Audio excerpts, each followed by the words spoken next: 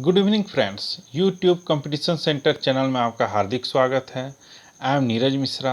आज हम लोग चर्चा करेंगे कि क्या गलती होती है एग्जामिनेशन हॉल में जिसके कारण अच्छे विद्यार्थी सफल नहीं हो पाते हैं, और कभी कभी ऐसा होता है कि एक औसत विद्यार्थी आसानी से सफल हो जाता है। ये बहुत सोचने वाली विषय है। आज इसी पर हम वीडियो बना रहे हैं। चलिए वीडियो की शुरुआत करते हैं। लेकिन आप देखेंगे यूट्यूब के नीचे जो सब्सक्रिप्शन है, जो सब्सक्राइब है, उसको आप सब्सक्राइब करें, उसमें प्रेस करें आइकन को, और बेल आइकन को भी दबाएं ताकि आपको सबसे पहले मेरा वीडियो मिले। चलिए शुरुआत करते हैं कि आप जब एग्ज़ाम देते हैं तो क्या क्या गलती होती है और इस गलती से हम कैसे बच के निकले ताकि मेरा नौकरी एकदम ही निश्चित हो जाए 100%। तो सबसे पहले गलती हम लोग से यही होता है कि जब हम घर से निकलते हैं और माँ जो क्या करती है कि माथा में तिलक लगा देती है। तिलक लगाने के बाद आपको लगता है कि नहीं, आज हमको एग्ज़ाम निकालना ही निकालना है। वहाँ तक कॉन्फिडेंस बहुत बढ़िया। लेकिन जैसे ही आप रोड में निकलते हैं तो प्रत्येक एग्जामिनेशन सेंटर में आप देखते होंगे कि रास्ता में इस एग्जामिनेशन सेंटर में, ये स्कूल में इतना भीड़ है। उसके बाद आप जैसे जैसे अपना सेंटर की ओर जाते हैं, रास्ता भर आप खोजते देखते जाते हैं कि इतना स्टूडेंट आया है, लाखों स्टूडेंट आया है एग्ज़ाम देने, मेरा क्या हो गया, मेरा तैयारी भी नहीं है। तो उस दौरान आपका एक साइकोलॉजी दिमाग में बैठ जाता है कि नहीं, लाखों विद्यार्थी हैं, मेरा क्या होगा। याद रखिए फ्रेंड, आपको सिर्फ एक ही सीट से मतलब है। आप भीड़ को कभी मत देखिए। आप सिर्फ अपना एक ही सीट पर फोकस करें कि आपको ये सीट निकालना है, एक सीट से मतलब है, एग्ज़ाम निकालना है। दूसरा गलती कि जब आप एग्जामिनेशन सेंटर में पहुंच जाते हैं और सेंटर में पहुंचने के बाद आप क्या करते हैं, ऑनलाइन टेबल में बैठे हुए हैं, आप कभी इधर झांक रहे हैं, कभी उधर झांक रहे हैं, तो आपको लगता है कि उसकी तैयारी हमसे बेहतर है, हमसे नहीं हो पाएगा। वहाँ पे भी आप क्या करते हैं, साइकोलॉजिकल रूप से मात खा जाते हैं। आपका वहाँ पे एक ही फोकस होना चाहिए कि हम यहाँ एग्ज़ाम देने आए हैं, जो होगा देखा जाएगा, उसमें कोई टेंशन लेने का ज़रूरत नहीं है। तीसरा, जब आप एग्ज़ाम जैसे ही ऑनलाइन का शुरू होता है तो आपको इंट्रोडक्शन होता है कि ये आज का एग्ज़ाम का सिलेबस, ये पैटर्न है एग्ज़ाम का। 30 क्वेश्चन है मान लेते हैं, इसमें से इतना टाइम स्लॉट निर्धारित है। 40 क्वेश्चन है, इसमें इतना टाइम स्लॉट निर्धारित है। तो आप क्या करते हैं, उसको नज़रअंदाज कर देते हैं। नज़रअंदाज नहीं करना है। आपको जो रफ सीट मिलती है बैंक में, एसएससी में, उस रफ सीट में क्या करें कि टाइम आप स्लॉट निर्धारित करें। नहीं, मैथ्स में अगर 30 मिनट दिया हुआ है टाइम एग्ज़ाम का, तो हमको 20 मिनट में बनाना है। रीजनिंग का 30 मिनट दिया हुआ है तो 25 मिनट में बनाना है। इंग्लिश का इतना, तो हमको इतना में बनाना है। तब आप क्या करेंगे कि मतलब आधा घंटा का अगर एग्ज़ाम है कोई पेपर का आजकल, तो आपको 10 मिनट बिफोर चलना पड़ेगा। जब आप क्वेश्चन पेपर खोलते हैं तो क्वेश्चन पेपर खोलने के बाद आप करते क्या है कि 1 नंबर से बनाना शुरू करते हैं क्वेश्चन। 1 नंबर से नहीं बनाएंगे। आप जब भी बनाएंगे तो देखेंगे सबसे पहले पूरा क्वेश्चन, कि आपका पूरा क्वेश्चन क्या है। उसमें से आप ध्यान रखिएगा कि आप कौन कौन पार्ट को बना सकते हैं, कौन कौन पार्ट आपका पढ़ा हुआ नहीं है। जो पार्ट आपका पढ़ा हुआ होगा उसी पर आप क्या करेंगे, फोकस करेंगे। कभी कभी रीजनिंग समय हम देखते हैं कि सीटिंग अरेंजमेंट हो गया, या सिलोजिज्म हो गया, या पजल हो गया, उसको बनाते बनाते विद्यार्थी फंस जाते हैं, खासतौर बैंक एसएससी में। और उसके बाद पजल में खास तौर से, तो उसके बाद आगे का उनको लगता है कि नहीं, मेरा टाइम बहुत ख़त्म हो गया, अब हमसे नहीं हो पाएगा, और निराश हो जाते हैं और आगे प्रयास करना भी छोड़ देते हैं। वैसा नहीं करना है। आपको ये चीज़ देखना है, चलो अभी नहीं हुआ, लेकिन हम क्या करेंगे, अब जो क्वेश्चन आएगा उसी को बनाएंगे। अगला जो है गलती विद्यार्थी करते हैं, तुक्का मारने का। देखिए, नेगेटिव मार्किंग के जितने सारे एग्जाम होते हैं उसमें तुक्का नहीं करेंगे। अंतरात्मा, दिल की बात कभी नहीं सोचेंगे। जब भी आप कोशिश करेंगे कि चलो अगर ये क्वेश्चन है तो आप ऑप्शन कटिंग करेंगे। अगर आपको लगता है कि नहीं, ये चीज़ मेरा पढ़ा हुआ है, जैसे मान लेते हैं कोई क्वेश्चन दिया हुआ है और उसमें A B C D option है, तो आप सबसे पहले ऑप्शन को काटिए, जैसे ए होगा या नहीं होगा, बी होगा या नहीं होगा, सी का संबंध क्वेश्चन से है कि नहीं, तो पक्का डी होगा। ये हिसाब से आप बनाइएगा तो 99% आपका क्वेश्चन क्या होंगे, सही आएंगे। फिर हम लोग देखते हैं कि जब आप एग्ज़ाम देने लगते हैं तो आपको ये चीज़ लगता है कि मेरी तैयारी नहीं हुई है, काश थोड़ा समय दिए होते हैं।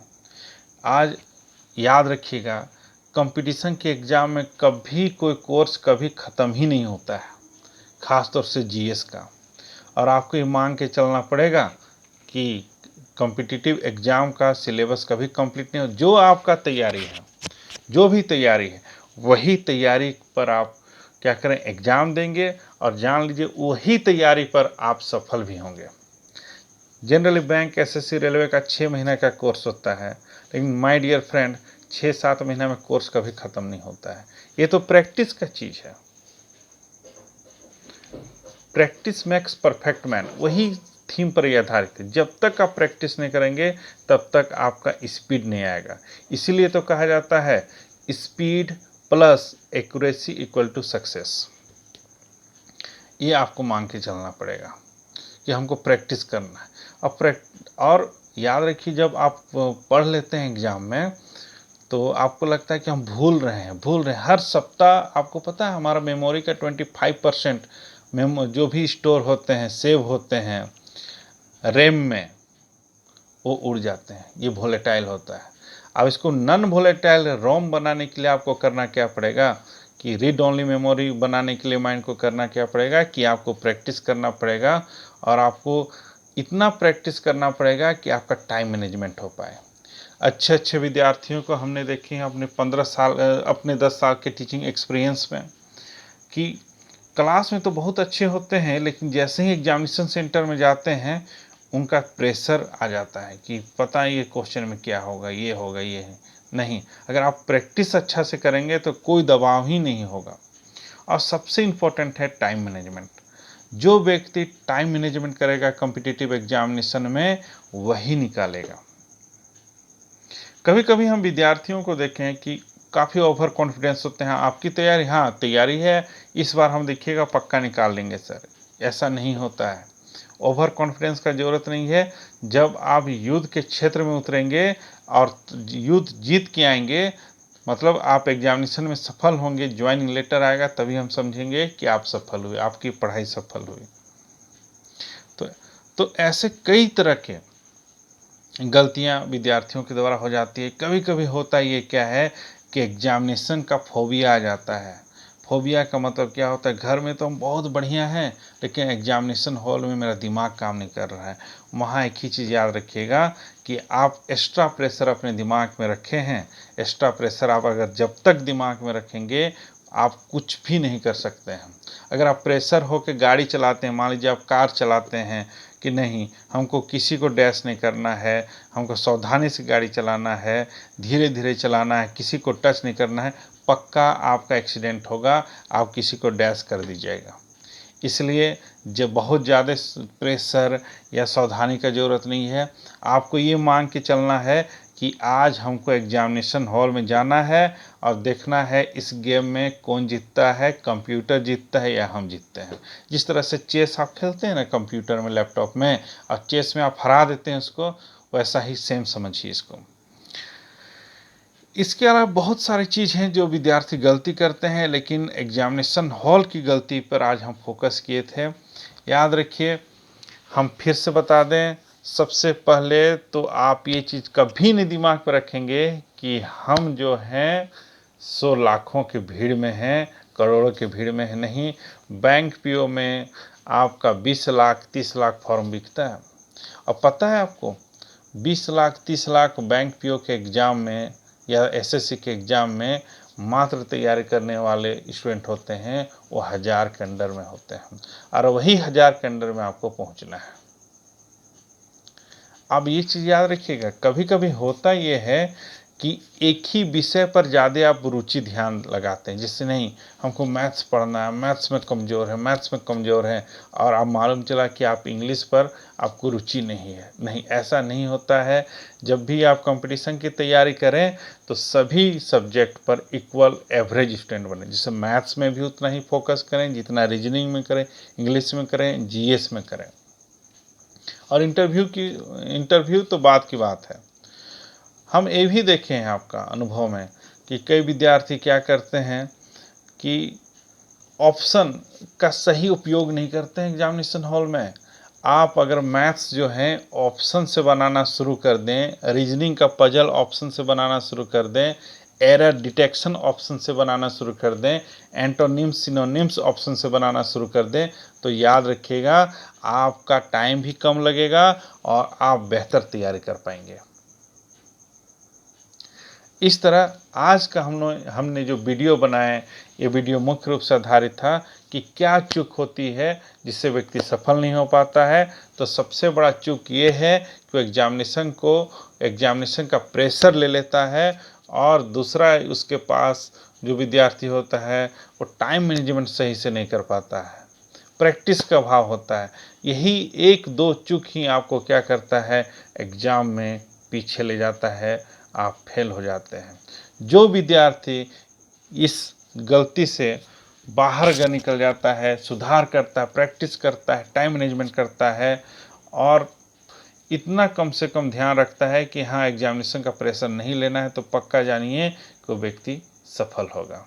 तो चलिए आपको वेल विशेष करते हैं आगे का एग्जामिनेशन के लिए, और उम्मीद करते हैं कि आपका एग्जामिनेशन की तैयारी में, सरकारी नौकरी की तैयारी में ये हमारा वीडियो काफ़ी आपको मदद करेगा।